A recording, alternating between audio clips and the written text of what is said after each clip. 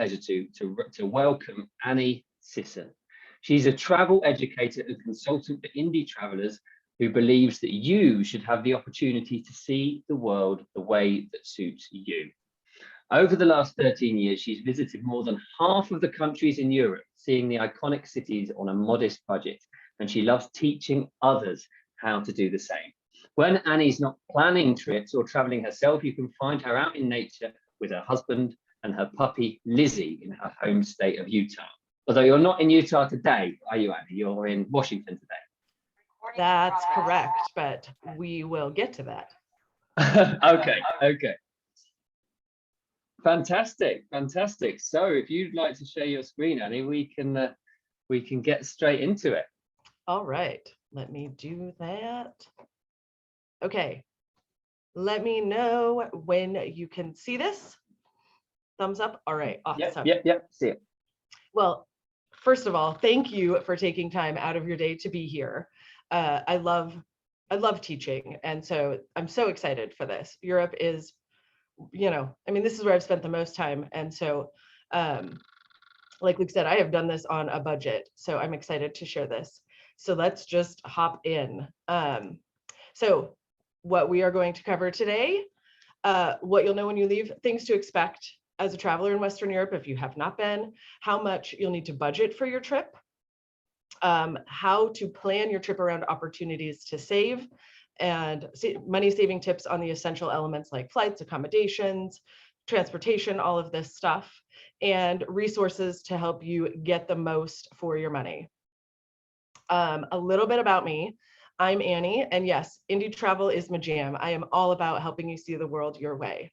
And what I mean by indie travel is travel without multi-day big bus group tours, cruises, all-inclusive resorts. Like, you don't want anything between you and your destination. You want to experience this in the way that suits you best, tailored to your interests, your budget, your time, all of this. And so that is what I am all about. If you don't want to take a bunch of notes today, you can get a copy of this presentation afterwards. All of the links in here are live. You can just go to intothebold.com/TNN event, drop your email address, and I will send you the presentation and everything else. So there's that. A little bit about me. Like Luke said, my home base is Salt Lake City. For now, I am currently in Olympia, Washington. With my mom, we are searching for places to relocate. I want to live where there are many more trees. So we are here scoping it out for the next week. I am what we call a multi-potentialite. I like to do a whole lot of different things. So my career, my background is varied. I taught junior high school for a while. I was a corporate warrior for many, many years. I have done all sorts of crazy things, which has been great because I get to bring that into my travels, into what I get to teach people. And again, like, I'm an indie travel expert. I have been planning my own trips and for the last 13 years, most of them in Europe. And I just love it. I love teaching other people how to do it. So that's what I do, is I teach other people how to indie travel. I would way rather teach you how to do it than do it for you. So I am not a travel agent, but I love consulting with indie travelers, helping them, figure out the details or find the right flights, all sorts of different things. And you can find all of information about more of that on the website. I also run a community of indie travelers. So it's very much focused on all of these things. We have travel classes where we teach these kinds of things, how to save money on flights, how to build an itinerary, how to plan your travel budget. It's not necessarily the sexy stuff about, beautiful destinations, but it's the stuff that helps you make it real. And then travel writing. I have my own blog and sometimes do some freelance writing for others. So that's a little bit about me. And now let's get into the good stuff. So what to expect? Western Europe is so diverse. There's so much to see. I mean, you've got everything from bustling cities, right? You've got London, Paris, Rome, Berlin, Barcelona, Amsterdam. These are iconic places. We have been hearing about them, seeing pictures like our entire lives. So there's so much to see, all of these iconic sites. And then you head out of the city for 10, 15 minutes, and there's so much beautiful nature too. If you are a nature lover like myself, there are so many incredible places to go. I mean, you've got the forests in Bavaria. I love Scotland is one of my absolute favorite places. So much beauty. So, I mean, there really is something for everyone in Western Europe. One of the other things that's great for indie travelers is it's really easy to get around. There's great infrastructure all over the continent, whether you want train, bus, fly. It's just so accessible, and everything is very close together. If you are from anywhere, like I live in the Western US, everything is spread out. It's not easy. You have to have a car to get from place to place. And that's one of the things I love about Western Europe is it's really easy to move around and see all of these places. And the variety of cultures. I mean, England is not the same as Spain. They're so close together, or even France. I mean, there's just this little strip of water separating the two, but they are not the same. And so I love that you get all of these different cultures in such a condensed place. But with that also comes, there's a huge variety in prices. Like what you're going to spend for a trip to Iceland is going to be probably quadruple what you're going to spend for a trip to Italy. So being aware that there are these different price ranges, and there's also a ton of different ways to save money depending on what's really important to you. And that's what we're going to really talk about today. Now, I know that this is about Western Europe, but just a quick note about Eastern Europe. You know, the further east you get, once you get past like Germany, Austria, prices drop pretty dramatically. I'm a huge fan of Eastern Europe, especially the Balkans. I did a presentation here in December about the Balkans. I mean, if you really want to have a great time on a budget, see some beautiful places, Eastern Europe, do not count it out. So that's all I'm going to say on that, but I'm a big fan. All right, so now let's talk about planning your budget, right? So this is kind of what determines your trip. How much money do you have to spend? How much time do you have to spend? Price, like I said, prices vary by region, but these are the things you need to make sure that you include. Obviously, flights. There's a ton of ways to save on flights. I'm doing another presentation in a couple weeks about flights. If you want to hop in on that one, we're going to super high level today because I literally used to teach a 3-hour class on traveling Europe on a budget. We are going to condense this into 1 hour. So flights, accommodations, food is one of the most important things to me.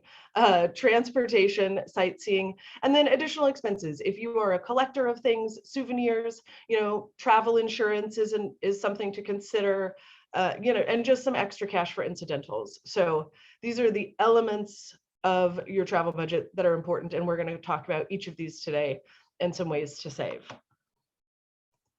So things before you even start planning, before you start booking anything, these are important things to think about that will help you save money up front. So when to go, you know, if you're going to go to Western Europe in the middle of summer, it's going to be more expensive. That's what happens when you go when everybody else is going. The demand is higher, so prices tend to be higher also. Things to think about locally, like this is a picture of Oktoberfest in Munich. If you go to Munich during Oktoberfest, you're probably going to pay $100+ a night just for a hostel bed. So if that's an experience you want to have, that's totally fine. But being aware of what's happening in the places that you want to go is going to make a difference in how much you're going to spend. Knowing what your priorities are.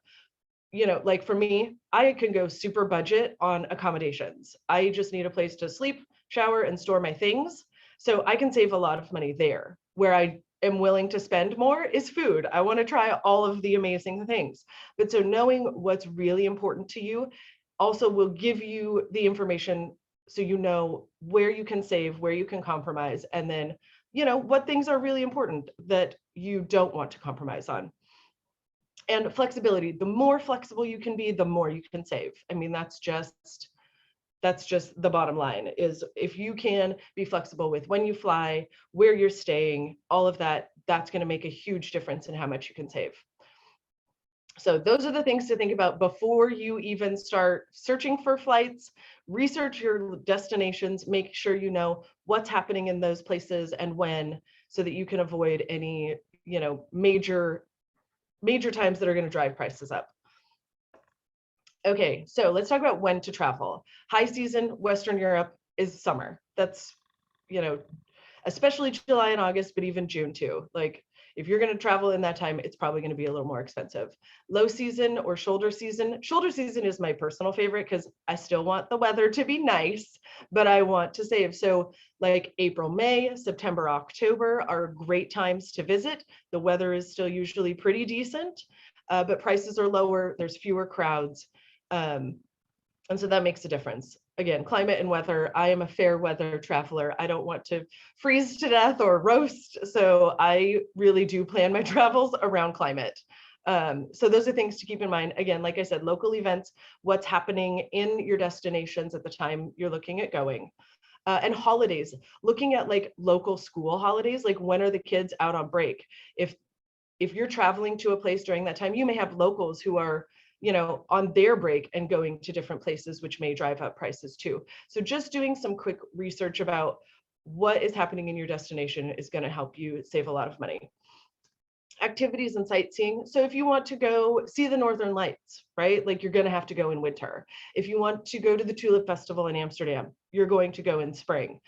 So if there are certain experiences that you really want to have, you know, making sure that you look at when those things are available and planning around that.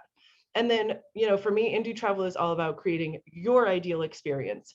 What is most important to you? Like, if you want to go to Paris and you don't care about going to the Eiffel Tower, consider this your permission slip to skip it. Like, you don't have to do, just because the guidebooks or gurus say that you must do this thing, you don't have to. You get to do this however you want. And so being clear about what kind of experience you want to have is going to help you in making those decisions and where to save, so that you can get the most for your money.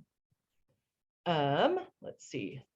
Saving on flights. Like I said, I'm doing a whole presentation on this, but we're going to do the high level. So for me, I always start my planning with flights before I even choose dates. You know, I might have an idea. Yeah, April, you know, I want to go April, May. And so I will search for when the cheap flights are happening and then build around that.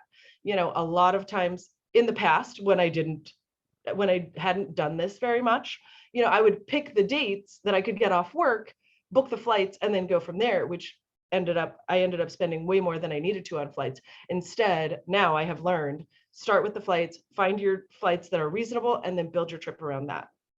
Skyscanner is my go-to for researching flights. You can search for a month at a time. You can search from like your destination to everywhere, which will show you, I mean, this is based on what searches people have already run, but it gives you a great starting point. And so you can see where it's cheapest for you to get to, which is super helpful because you can maybe start your trip there and then build around that. Consider nearby airports. I live in Salt Lake City. We do not have a ton of great international flight options. So a lot of times I will look at flying out of Los Angeles or San Francisco because those are really easy for me to get to for cheap. And then I have a lot more options. And then again, getting to the cheapest hub. Where is it cheapest to get to on the continent? Start your trip there or get another cheap hopper flight from that place to your actual destination. That saves, I mean, I have saved thousands of dollars over the years on doing my flights that way. Also look at one-way flights. I have put together, like pieced together all sorts of great trips with one-way flights. There are some considerations in doing it that way, which I will talk about in a couple weeks, but just know that that is an option. And a lot of airlines now offer no frills, you know, seats. I mean, I'm sad Norwegian Airlines no longer flies from the US. That was my favorite because you could get really cheap tickets. I mean, yeah, you have to pay extra for meals, seats, whatever, but there were many times I would just bring a bag of food so I don't have to pay $70 for crappy airplane food. And so that saved a ton of money.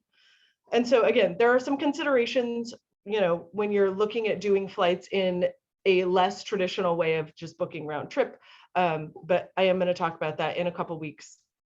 But these are just some like high level, how to kind of start your planning as with flights. Start there and that will help you save. Next, accommodations. So when it comes to accommodations, first and foremost, establish your priorities, right?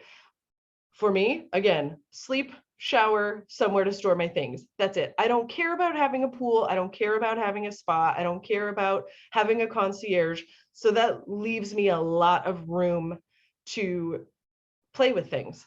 But for example, if I'm traveling to Italy in the middle of summer, I definitely want some air conditioning. So that's going to be on my like must-have list. So once you know what your priorities are, you can then mix and match in all of the other areas as long as you have those things. So that will help you save some money. Non-traditional options.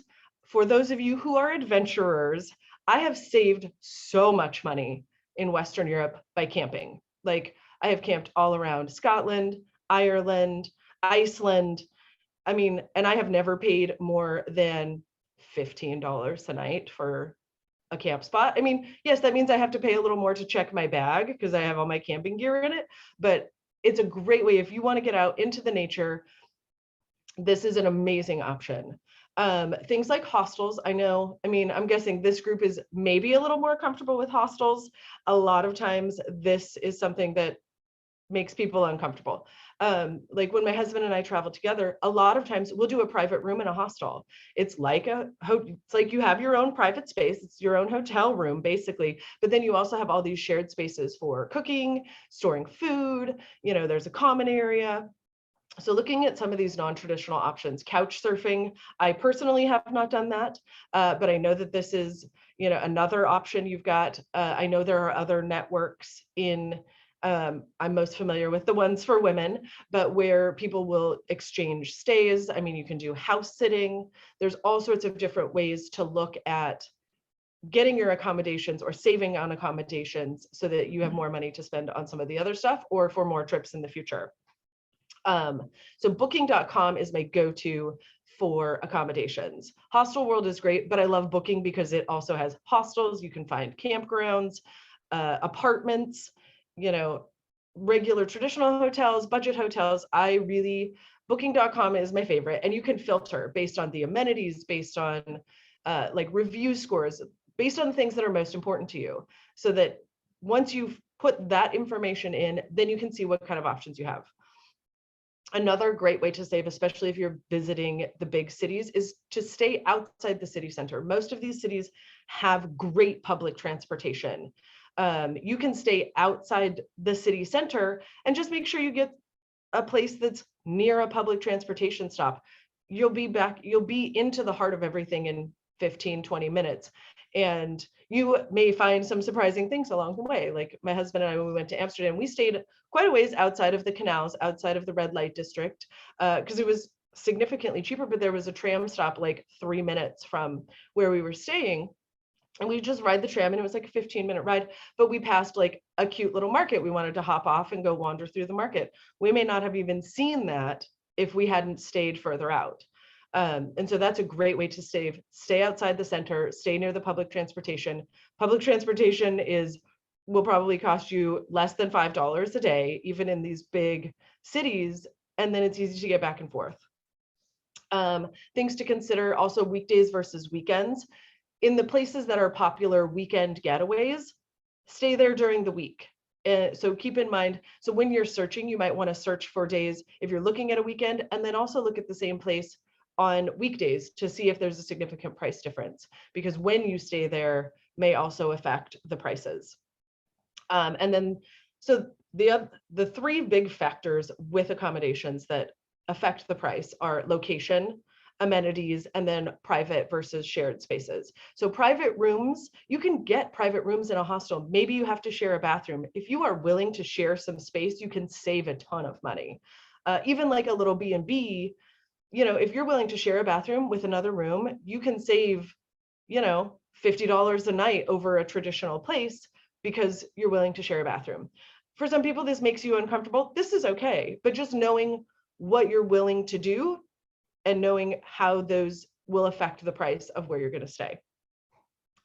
Okay, so that's it for accommodations. Let's talk about transportation. Again, one of the things I love about Western Europe is there are so many options for transportation. For getting around the city, I'm a huge fan of walking, even in the big cities. Like I have been known to walk 20 miles in a day, just wandering around. But these huge cities, they have great public transportation. Use the metro. It's really inexpensive. It's a great way to, get around the city really easily, efficiently, and, inexpensively. You don't need to take an Uber. You don't need to get a taxi. Hop on the metro and you're going to be just fine. When it comes to getting from, like, if you have a multi-city itinerary, like if you're going to go from London to Paris, or from, Rome to Florence, whatever, a great place to look is Rome to Rio. They will give you a bunch of the different options for getting between those places and give you some ideas of what the prices are going to be. I'm a huge fan of train travel. It's so comfortable. It's wonderful. You get to watch all the scenery.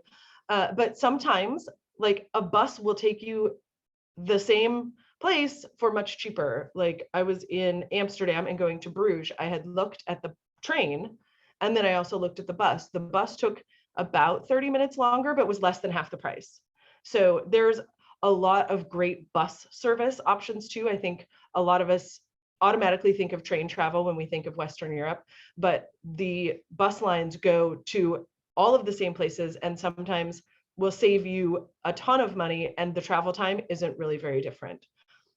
So those are the things to consider when you're choosing your transportation, based on how much time you have, how much money you have, the travel time, how long does it take to get from place to place, what is the cost difference between the different modes of transportation, and then what kind of experience do you want to have? Like, when my mom and I went to Norway, we took the train from Oslo to Bergen, and I don't know, maybe there was a bus. I don't care, because I had heard so many great things about that train ride, and it was absolutely gorgeous. So that was worth, paying a little more for that experience. And so it really just depends on what your priorities are. But don't count out the buses when it comes to Western Europe. They can save you a ton of money over the trains. And trains are usually pretty reasonable too. I think we've all heard of the Eurail pass, right? Where you can buy the pass for the trains and you can travel for so many days within a set period. There's also the same thing for the buses, and it's way less expensive, but you can also do the same kind of bus pass for Western Europe as the Eurail. So now I believe it's Flixbus. It used to be Eurolines, but I think Flixbus has taken over for them. But they do offer the multi-day pass, however many days in a 30-day period or whatever. So that's a great way to save some money, especially if you're going to be on the move and want to see a lot of different places. Food. This is the most important part of my trip. One of my favorite ways to experience a new place is the food. And I want to make sure that you can eat really well without spending all of your money. So I'm a huge fan of picnics. I love grocery shopping in a foreign country. I love to see what kind of things are on offer. My favorite are the weird potato chip flavors. I have to try them all.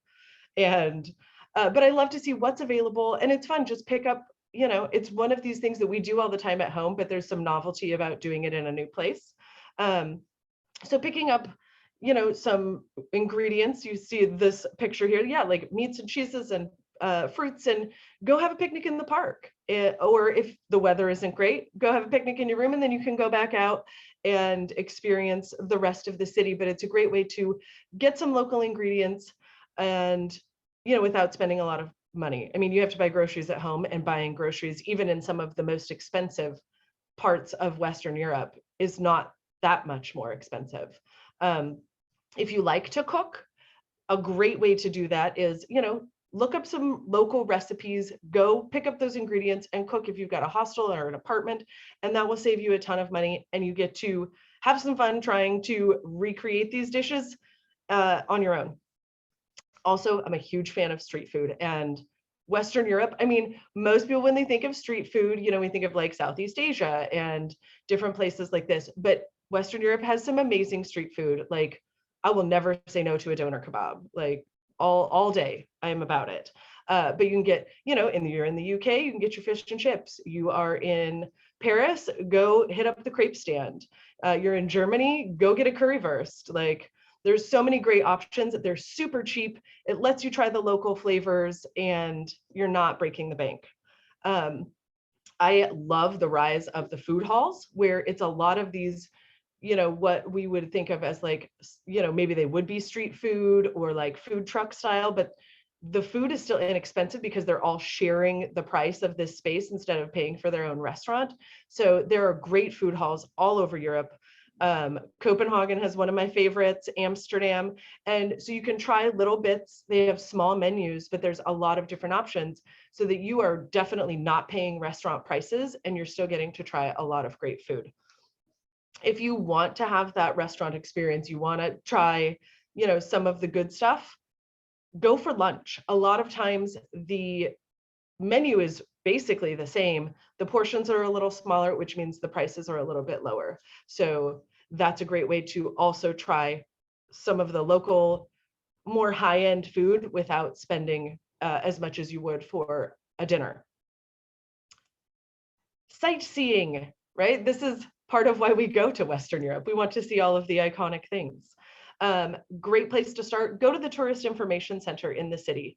They will have a ton of information about what's happening in the city.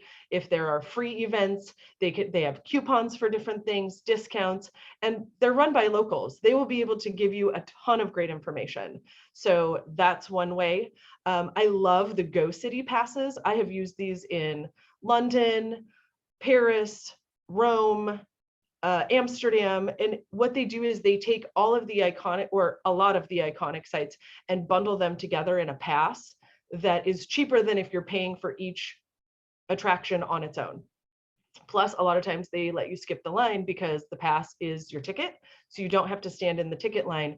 You will get in faster and then save. So have a look and see what's included in the pass. Are these the things you want to see? How many, they usually come in multi-day. So does it make it worth your while? But that's a great way to save, especially if you want to go see the big iconic things in these cities. Discounts, look online. Some places offer discounts for buying your tickets online. There's discounts for students, seniors, all sorts of different things. So have a look and just, see if there are some other options. There's some different ways to save. Some places even offer like discount days, like the second Friday of the month, that it's like half price. So have a look at those things. I am a huge fan of a free walking tour. And by free, I mean, don't forget to tip your tour guide. But it's a great way to get oriented in the city, learn a little bit more about where you find yourself, the history, and you're learning from the local people. And they're always great about giving recommendations for maybe some off the beaten path stuff, some great places to eat that aren't in the main tourist area. So you get to see other parts of the city. It gives you kind of a high level overview of things. You can decide what attractions you want to go back to. So a free walking tour, I try to do that like my first full day in a place. It's just a great way to like get your bearings, get a high level overview, and then go from there. And then I'm a huge fan of free activities. So many of these things are free. Like you go to London, the British Museum is free. The National Gallery is free. The National Portrait Gallery is free. A lot of churches and places of worship are free. So and you go to Rome. If you don't care about going inside the Colosseum, it does not cost you anything to go have a walk around the Colosseum. So there's a lot of things that are available for free, depending on what you care about actually spending the time to go into, or you just want to have a walk, get some pictures, marvel at this iconic site, but you don't really care about going in. That's okay. You don't have to spend the money to go in. Like the Eiffel Tower, you can go have a look at it. You don't have to pay to go up. Like, it doesn't cost you anything to stand there and take a photo. So those are some great things to obviously save money. And then I am a huge fan of the wandering. I love to just walk from one place to another, and you have no idea what kind of random things you are going to come across, whether it's an art gallery or a beautiful park or some interesting sculpture. You don't know. And that costs you exactly $0 to walk from one place to another and just see what you find along the way. You may be surprised. It may end up being a highlight of your trip. You have no idea. So those are some great ways to save money on sightseeing. And then other expenses. So these are the things that are optional. You have to decide what's important to you. Travel insurance. Souvenirs and shopping, I have stopped collecting things because they end up just collecting dust and, it's not worth the money. Sometimes maybe like your entrance ticket to a place, like that's a souvenir. You can do something with that and it doesn't cost you anything. You already paid for the entrance. And so that can be your souvenir. I take a ton of photos. So, I mean, those are great. If you're a collector of things, just make sure that you plan this in your budget. We are still in the times of COVID testing. So that's a thing that, make sure that you plan for this, do a little research on what it costs, because there's a huge variation. Like I paid $20 for my COVID test to get back from Turkey, but I know that there are other places where it's more like 100. So just do a little research. I've got some resources for you on an upcoming slide to help you figure that out. And then planning for unexpected costs. Of course, we want everything to go perfectly. And honestly, and maybe the travel gods just look out for me. I don't have a lot of mishaps, but it definitely has happened. And so planning for some of those unexpected things will help you make an already stressful situation a little less stressful if you've already kind of planned for some extra money just in case. Okay, resources. So like I said, flights, skyscanner.com is my favorite. Google Flights has a lot of great things with the Explore option, and you can put in like multiple airports and see, kind of what those options are. But Skyscanner is still my go-to for figuring out, because there's a broader option for searching. For finding flight deals, Secret Flying, I love this site. Scott's Cheap Flights is also very popular. I love Secret Flying. They have a lot of the same stuff that you get on Scott's Cheap Flights, but they have, a lot of different ways you can choose which continent you're starting from. And it lets you see what deals are on. Like, so if I see a flight deal from San Francisco, cool, that's like $100 for me to get to San Francisco, and I can grab that flight deal and go from there. So Secret Flying, I check at least a couple times a week, just for fun. For accommodations, booking.com is my go-to. Hostel World is also a great option.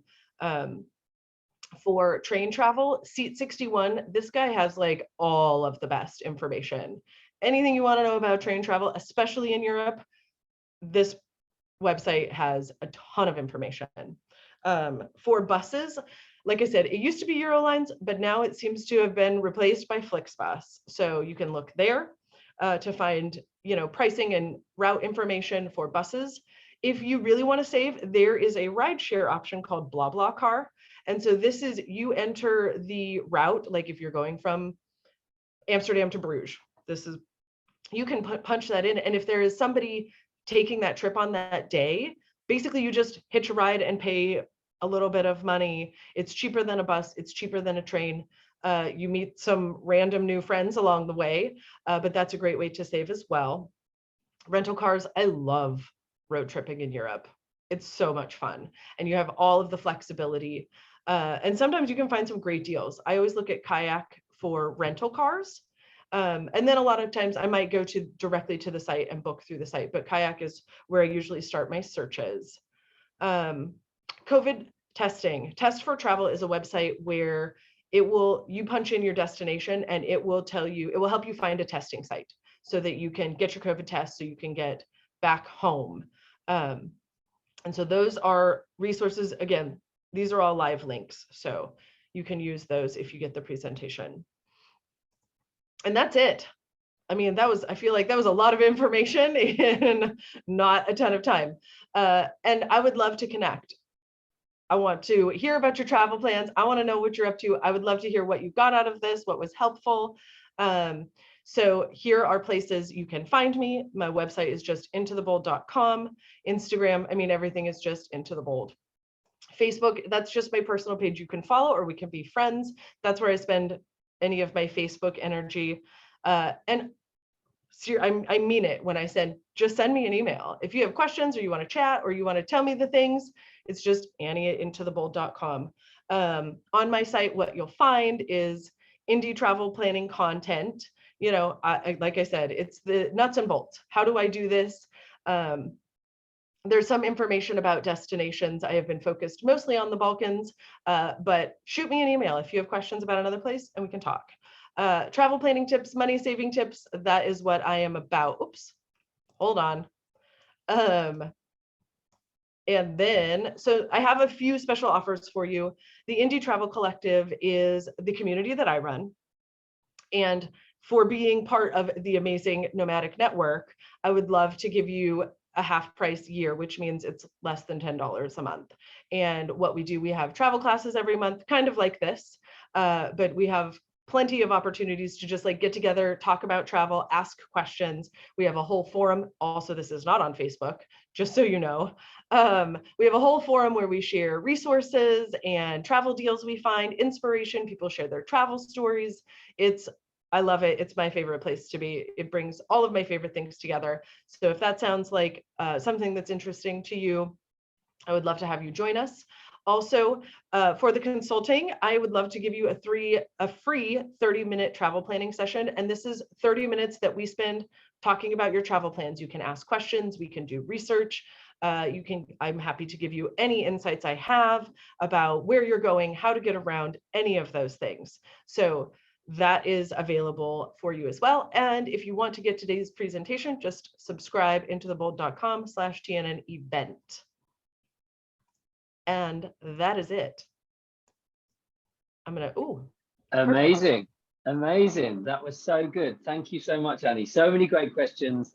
Comments were flying left, right, and center. I've tried to keep up with them. If I've missed any, just pop them in the comments again. And we will make sure we are here until all of your questions are answered. And I have to say, right now there are 90 people on this call, which is absolutely incredible, including my cat who's just joined us here on the table. She's so interested in European travel that she wants to be involved too. Right. let's get to a couple of these questions. There are so many, and there are a few questions that sort of repeat the same thing. So I've sort of summarized them. And one of them that was asked, I think it was John that was asking this, is asking about renting scooters to explore the countryside. Now, that's not something I know anything about. I've never done that. Have you got any experience with that, Annie? I have never rented a scooter. I'm sure it's possible. Oh, I'm sure it is. I mean, I think it depends on where. I think scooter rentals would be definitely available. Like if I'm just in my head thinking like south of France, like if you're in Saint-Tropez, I can imagine that you can like rent a scooter and go exploring out for a day. I mean, I don't know that I would want to do a scooter for a huge distance. But I think that, and I know that you can do this in Italy also. And I think that would be a great option as far as, you know, taking a day trip out and going and exploring the countryside. Scooter would probably be very cheap. A great way to go exploring the countryside, and now I'm probably going to do that next time I find myself in Western Europe. Says they're available in Greece, which I know I've done that before actually on the Greek islands. They're quite good there as well, aren't they? Because the roads are very windy, and I suppose in the same as any sort of tropical place, you know, is small roads. They're good to get around, and Croatia as well. I think Lisa says she's seen them there too. Okay. So someone asked here about, is it currently advisable to land in a hub and take a hopper flight to another country given the shifting COVID restrictions and requirements? This is the tricky part, living in the COVID times. I think it's doable. A lot of what I will do is I will fly into a hub and spend a couple of days if you have the time. I mean, obviously everybody's level of availability is different, but like if London is the cheapest place for me to fly, I will hop to London and spend 2 or 3 nights. And then, you know, if there are COVID testing requirements to get to your next destination, you have time to like get that next COVID test, figure that out. So I think it's still totally doable. You just have to maybe do a little more planning during the COVID times than you otherwise would. Yeah, I can add to that. I think also one thing, if you're in transit, I don't think it counts. So if you stay in transit at, for example, Madrid to fly on to Paris, I don't think you would have to go for the Spanish system. But also, I know that in a lot of mainland European countries, they don't check on overland travel at the moment. So if you went to Madrid and say traveled to Lisbon in Portugal or up to, somewhere else overland via the bus or the train, you would be okay in that way too. So for group travel, so i.e. traveling with families, with older children, groups of friends, does it make more sense to book a hostel where you pay for bed, or get a whole apartment or a large hotel room? Same with car versus public transport, traveling between cities. I think that's an it depends one as well. I think there's a lot, but I'm It interested to hear what you depends. think. It does, but like we've done trips, like we did a trip, there was 6 of us. And so we rented car rather than did the train. We just rented 2 small cars, and that was enough to fit all of us and our stuff. So usually, especially if you're sharing costs, yeah, the more people that you're going with, then it makes more sense to do a rental or do an apartment, or a larger hotel room. It depends. I mean, we've done that when we did the 6-person, we booked a hostel. We had the whole like 6-bed dorm to ourselves. We booked the whole dorm room. So it was just us in the dorm. So that was a great option too. But yes, the economy of scale, depending on how you're traveling and how many people you're traveling with, you can look at some of those options, and that might be a great way to save. That wouldn't necessarily be a super savings if you're going by yourself. Yeah, you're absolutely right. I get that. How easy would it be to maintain a vegan diet, or if someone's got allergies, or if they've got specific dietary needs that they need to think about when traveling in Europe, do you think? Western Europe, very doable. Eastern Europe, it gets a little trickier depending on where you are. But Western Europe, for sure, there are, I mean, a ton of great options. I have, like in Berlin, where there are a lot of meats and potatoes and things are very rich, but there are a ton of great vegan options. These are very cosmopolitan cities, so there are a lot of options. Once you get into the countryside, depending on where you are, it may be a little trickier. Like I was a vegetarian on my first trip to Germany, and I was there for work, so I ended up eating a lot of salads. But it was fine. You can definitely find things. Again, Eastern Europe, things get a little dicier, but Western Europe, for sure, you'll be fine. Yeah, I think you're absolutely right. It's a real hot topic at the moment, I think, throughout the world, isn't it? So they're popping up everywhere, aren't they? These vegan restaurants and whatever. Well, and even like gluten-free, I had a client that was, had celiac, and they were going to the UK. They wanted to have fish and chips. There are tons of gluten-free fish and chip options. I had no idea, but this is a thing. So who'd have thought it? Yeah. So is it recommended to travel with someone, or would you travel on your own through these sorts of places? I've done both. I've traveled a lot on my own. And then like my husband is a teacher, and so his time off is in the summer, then we'll travel together. If I want to go other times, I go by myself. So I have never been anywhere in Western Europe as a woman traveling alone where I felt unsafe. It was, it's all common sense, be aware of your surroundings, but my experience is that you are totally fine traveling by yourself.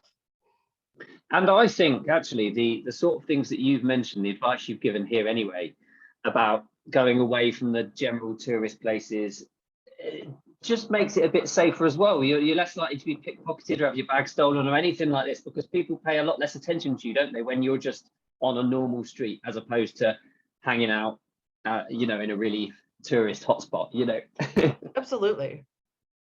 How do you find your walking tours? Seriously, Google search free walking tour and the name of your city. There is a website, Free Tours by Foot, that has a lot of them, but some of my favorites have just been one-offs that have their own website, but just punching in a Google search has always given me a lot of great options, and I've not been disappointed with any of them that I've taken. Yeah, no, I think that's a good way to do it as well. If you go to London, I've done one in London, that the Jack the Ripper walking tour is fantastic, and it goes all around the East End, where all his victims were found. Have you done that, Annie? Do you know? I haven't, but I love the very specific ones. Yes, that are tailored to a specific subject, or I know Edinburgh has a great ghost tour. I like the general ones to get to know the city, but then I have sometimes taken multiple walking tours on a trip just because I'm curious about one of the other elements that they offer. So I like and you know what, I think now, going back to the vegan question, I suspect you could get a vegan walking tour and they would take you to various, Yep. various vegan restaurants and restaurants that had good vegan options. I reckon that's a thing, particularly in places Madrid, Barcelona, London, Paris, the big sort of cities. Absolutely. So if you've got any more questions, we've got a couple more to go through, but if you've got one now or something that's at the top of your mind, do pop that in the chat in a moment. I'm also going to repost the link that Annie shared earlier, where you can sign up to her newsletter, I think it is, or her mailing list, and you'll get all of the links sent to you that she shared today, and you'll get the opportunity that I'm always the case on these calls that I think, oh, I wish I'd asked ... If you sign up to that, then you can get in touch with her after the event, when those questions no doubt come to the top of your mind and you think, damn it, I wish I'd done that. Yeah, absolutely. Someone's asked Danny, would you be able to comment on the cost differences between Western Europe and the Balkans?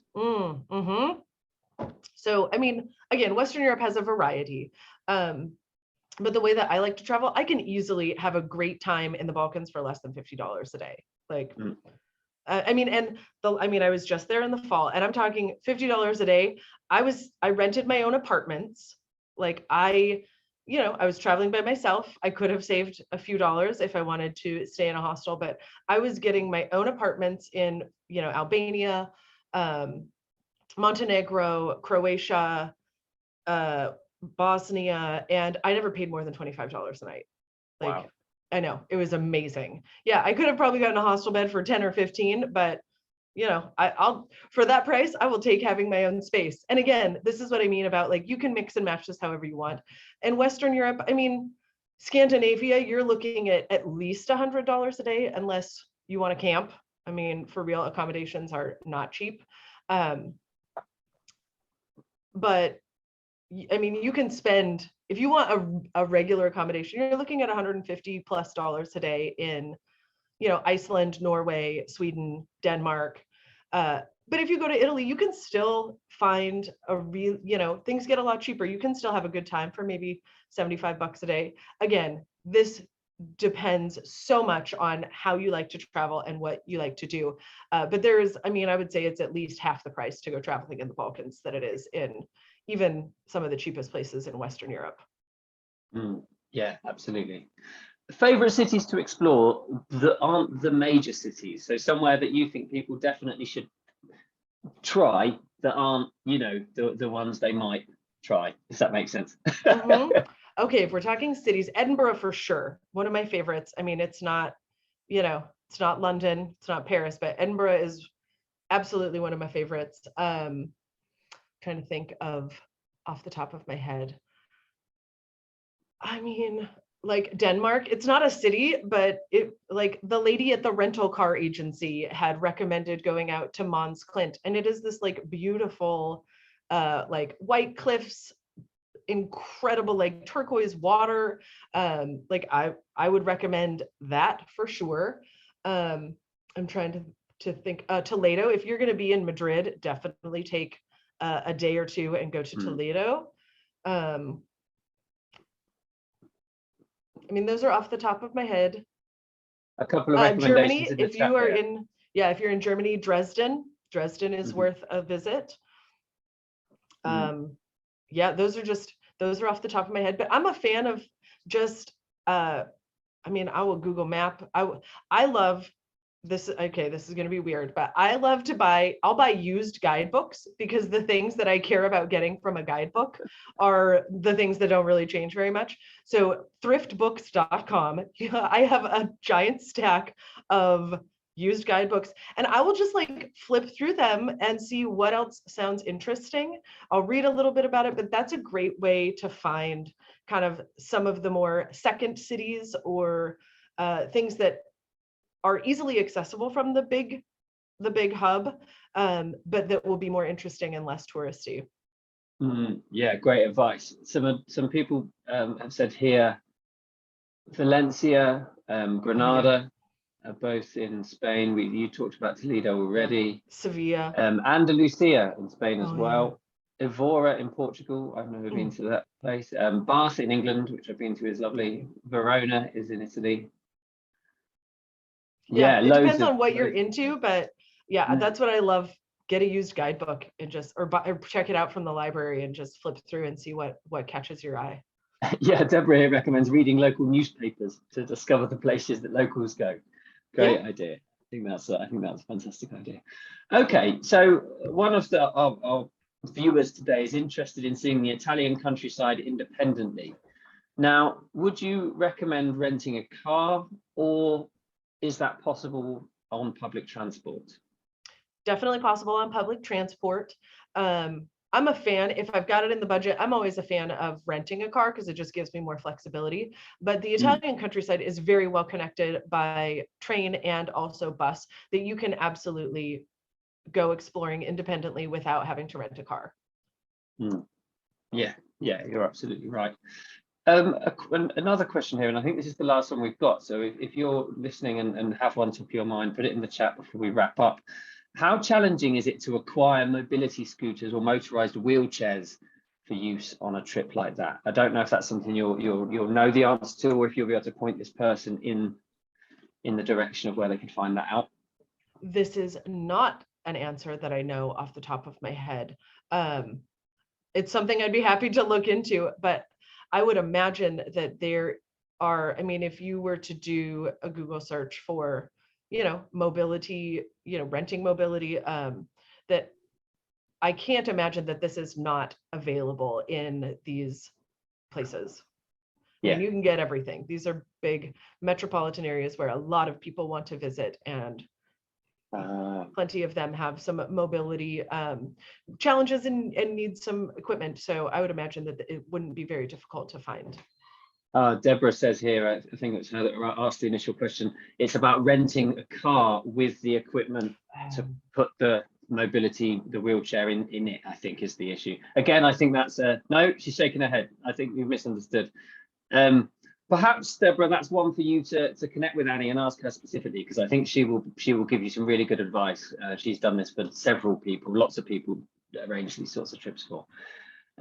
How do you deal with understanding the bus and train schedule and when to get off the bus in the correct spot without speaking the language? Yeah, I know this. This is a real challenge. I have almost gotten off at the wrong stop on more than one occasion.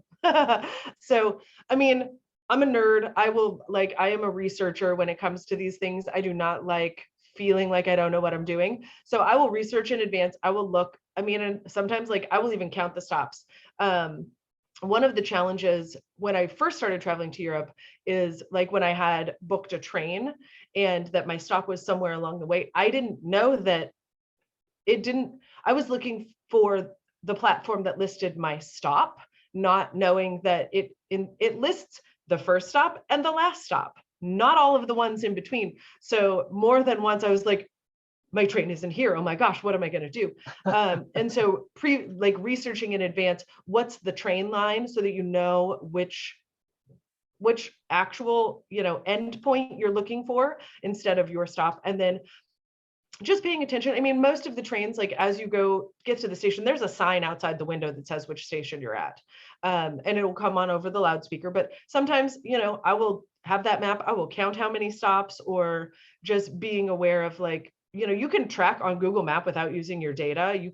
It will show you where you are so that you can know in advance. And I'm a huge fan of Google Maps. This is one of the blog posts I just did recently, how to use this for planning your trips and bookmarking, which transportation hub, so that if you're paying attention on your Google Maps, you'll see when your dot matches your bookmark. And so you'll know that that's the place to get off. Yeah, absolutely. It's a hard one, that, and it is difficult, particularly buses, because they just smaller bus routes, they just tend to stop, don't they, beside the road. There's no marking to say there's a bus stop. They just stop and you're trying to count stops and work it out. It can be, but Google Maps is a savior for that. Annie, this has been absolutely fantastic. Let me post that link one more time. So the TNN event. What are you going to send for this? Remind us, please. Yeah, I will send you. You'll get a copy of the slides, and all of those links in there are live. And then you'll also get the different ways to collect your offers. You'll get the link to learn more about the community, the code to join if that sounds awesome. You'll get the link to schedule the 30-minute travel planning session if that's something that you want to do. So you get all of that information.